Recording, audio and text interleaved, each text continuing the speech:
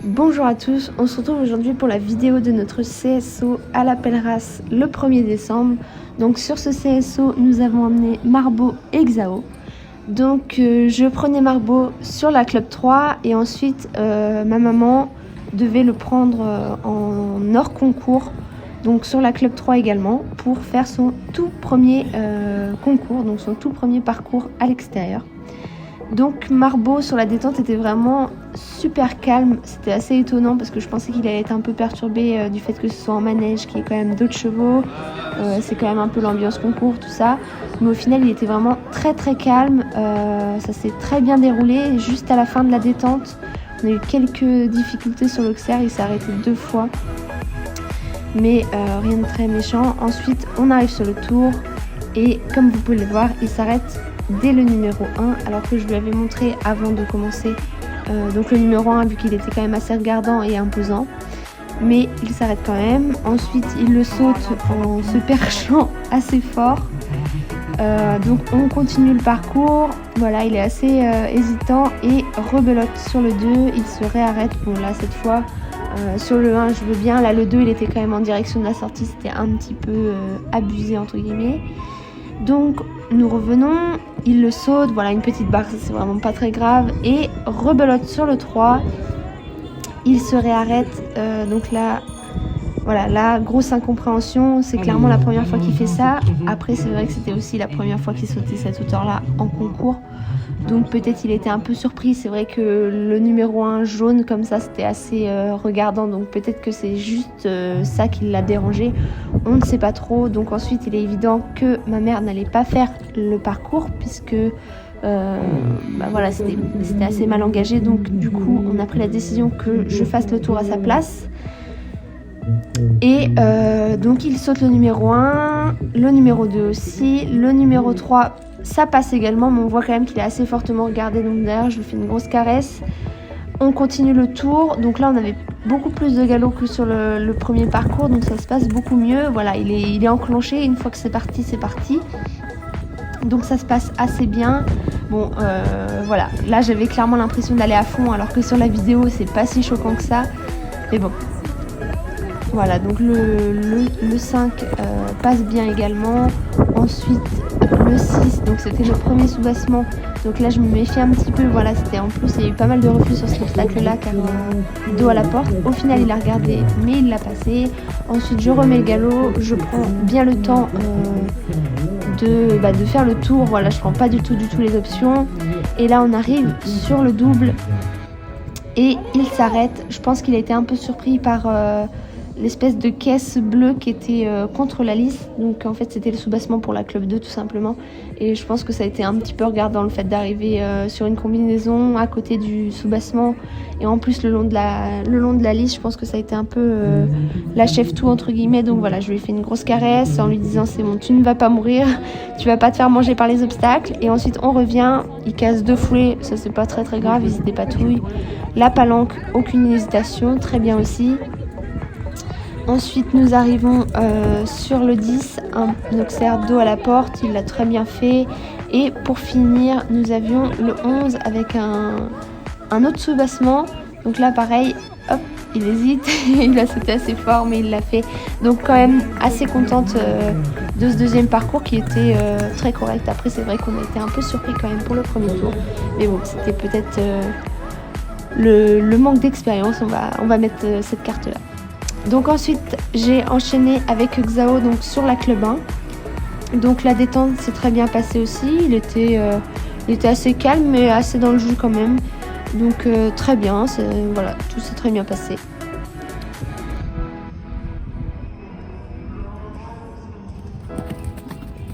On arrive sur le parcours, c'était plus ou moins le même parcours que la Club 3 avec Marbo, donc le 1 nickel. Ensuite le numéro 2, donc je perds, non je suis carrément sur le mauvais pied, donc là je perds une roue dans la courbe. Le 2 c'est un vertical assez sec. Le 3 un Auxerre, donc la ligne se montait assez dans le galop, donc ça c'était plutôt pas mal, on l'a pas trop mal faite. Le 4 un vertical vers la porte, plutôt bien aussi. Bon voilà, on aurait pu ajuster un petit peu mieux la distance. Le 5 venait très vite et donc là on est très fort sur la gauche déjà. assez fort décalé. Ensuite le 6, il fallait quand même bien prendre le temps de dessiner sa courbe puisque tout venait très vite, la carrière était assez petite. On fait une petite faute sur le 6, rien de bien méchant. Ensuite sur l'option, voilà, une petite défense, je pense qu'il partait clairement pour sauter la palanque. L'option passe très très bien, derrière je tourne un petit peu, là où on peut tourner plutôt. On arrive sur le double, on prend une énorme foulée de la mort et derrière je reste complètement avachie sur les épaules, donc forcément il s'arrête. La distance était compliquée et en plus il a tout mon poids sur les épaules, donc forcément il ne pouvait rien faire. On revient, ça passe, on voit qu'il force quand même un petit peu, la palanque très bien. Derrière on galope, on essaye de remettre un petit peu dans le calme et dans le travail. Le 10, pareil, assez fort décalé à gauche, donc là il va falloir travailler là-dessus parce que c'est vrai que c'est de pire en pire. Le 11, la courbe très serrée. Et le numéro 12, voilà, le numéro 12, je sais pas si vous avez vu, il a fait un petit saut très enroulé. Je pense qu'il a un petit peu regardé le soubassement, mais rien de très méchant. Donc on sort de cette club 1 en 8 points, donc avec une faute très bête sur le dos. Donc ensuite, j'ai monté Tolanda, donc la jument d'Apolline. En fait, Apolline ne pouvait pas venir au concours, donc c'est moi qui ai pris la jument.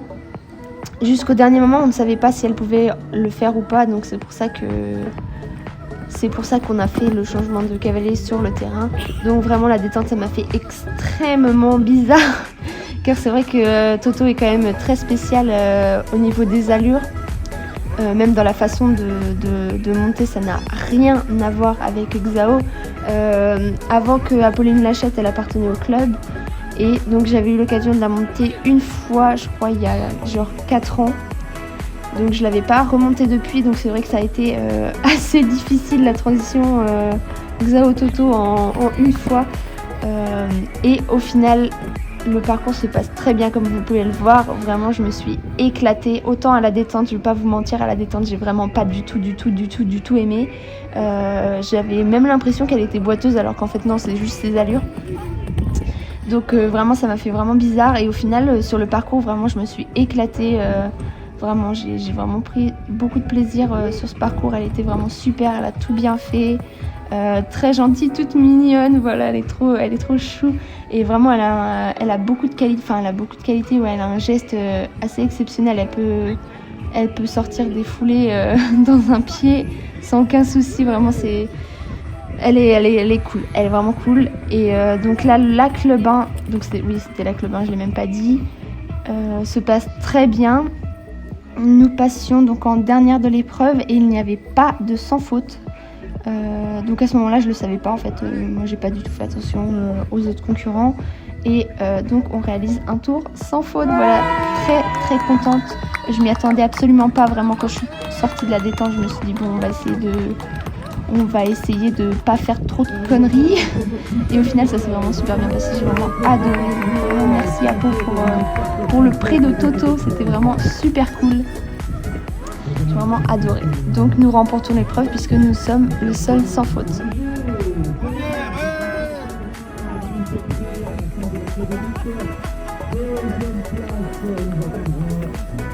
Ensuite arrive la club élite, donc là je reprends Exao, donc ça faisait un peu assez difficile de changer très rapidement comme ça, mais ça va, sur Exao j'étais plus à ma place.